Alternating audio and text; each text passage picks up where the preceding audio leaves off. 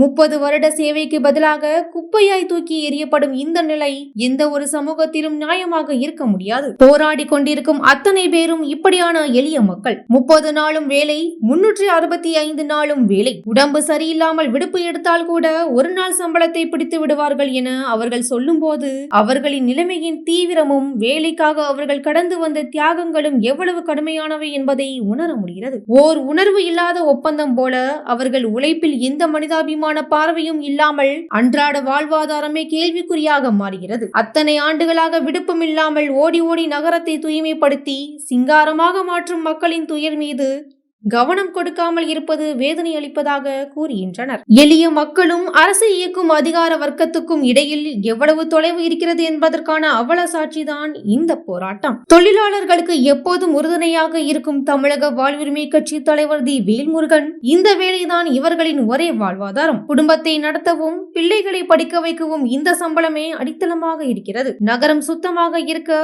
இவர்கள் தங்கள் உடலை தூக்கியவர்கள். இப்போது அந்த உடலையே அரசு தூக்கி எறிவதாக இருக்கிறது. இதை நானும் தமிழக மக்களும் எளிதில் ஒத்துக்கொள்ள மாட்டோம் என தமிழக வாழ்வுரிமை கட்சி தலைவர் தி. வேல்முருகன் கூறியுள்ளார்.